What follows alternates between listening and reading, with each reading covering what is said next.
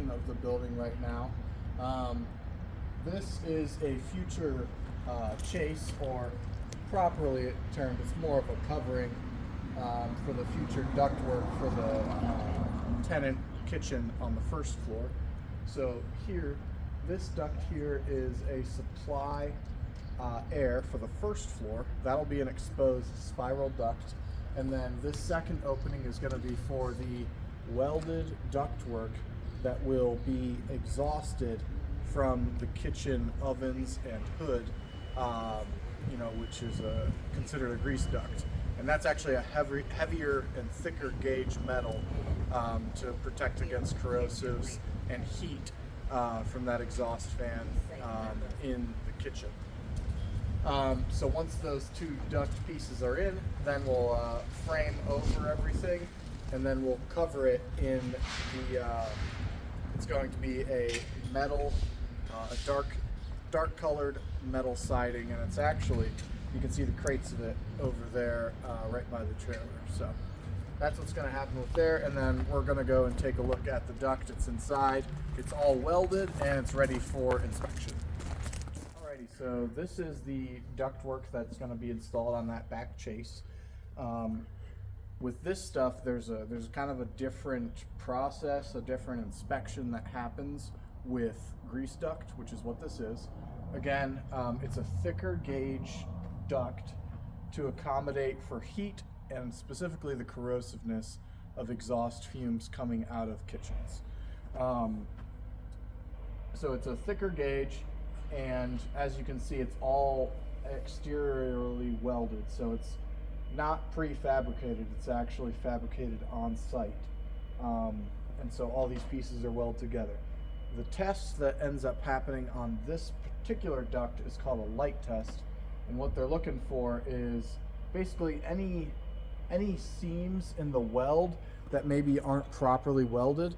You'd be able to see light inside of the duct.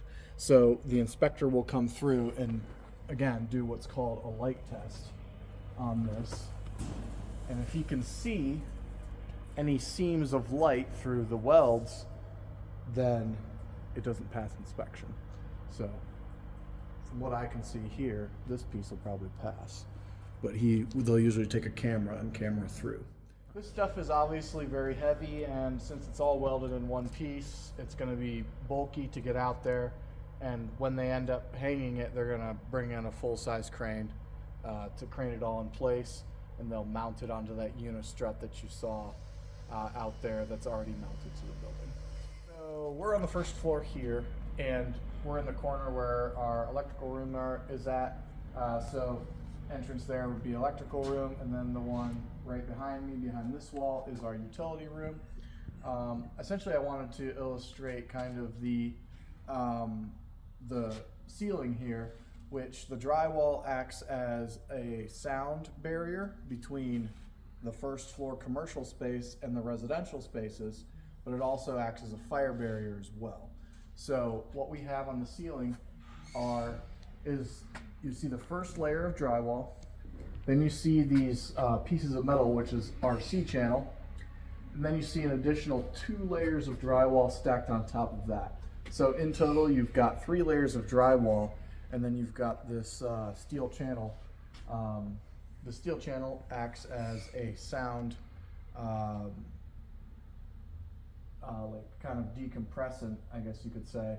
But basically, it pushes the drywall away from that first layer to keep sound vibrations off of that layer, and then those vibrations transmitting into the joist spaces above.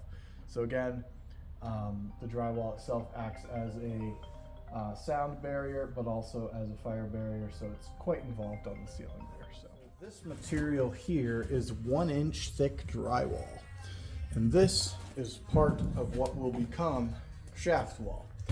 So the way it's installed is you've got these tracks here, and that 1-inch stuff sticks in them like a, I don't know how you'd say, it just kind of fits in there groove wise, like a tongue and groove, and it fits on each side of the track. You can see the tongues here that hold it. When these get installed, like studs directly in front of your shafts, because the reason for that is we have 4 layers of drywall in the shaft, but we're not able to, install drywall on the inside of the shaft because of all this stuff in the way. So what happens is that 1-inch drywall gets stacked with those studs in a wall form, and that gives us our 2-hour rating in the shaft. And then we finish this wall just like we would a normal wall, so it'll look just like this when it's all said and done. But that's kind of a more specific shaft wall design, since we can't put all 4 walls in and then get this ductwork installed as well. So I have to do it slightly differently. That's how that works, and it'll be the same for all of these. They'll frame out, this diffuser here, this diffuser here.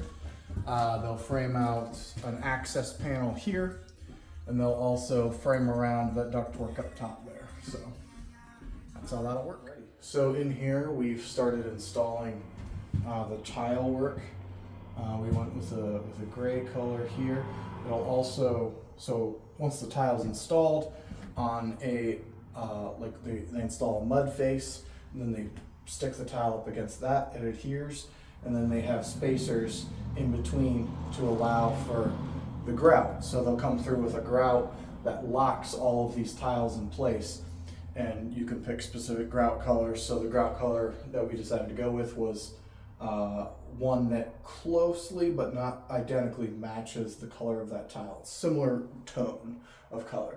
And then on the outside here, you can see this metal edge that is called a schluter, and that basically caps off a finished edge of your tile. So yeah, once the tile goes in, then it'll get grouted and cleaned, and then that is how your wall tile looks.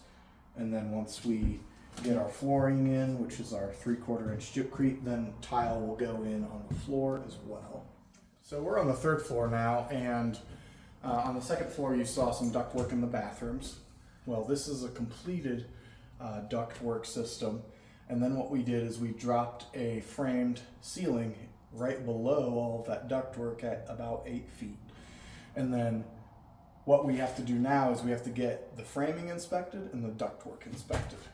And so one of the things that we had to do is we had to install our bath fans, get them insulated properly, and also with the fire damper systems that are on those, they all have to be framed out properly as well.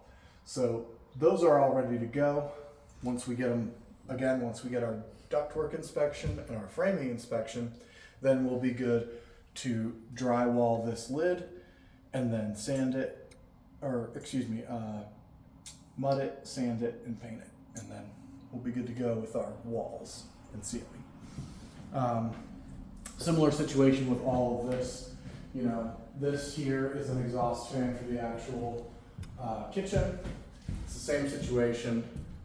It's got all of its proper, pieces to it. Gets inspected, then we get the framing inspected, then we can drywall it all. And that's it for Flux City Weekly. Really appreciate you chiming in today. Hoping that these videos are motivating you and putting you in a mindset that gets you to a point where you try your hand at going bigger, going larger, doing projects that you're not comfortable doing, and learning from the experience in real time, as I'm doing, as you're seeing throughout these videos that I'm sharing. With that said, I'll see you in the next episode.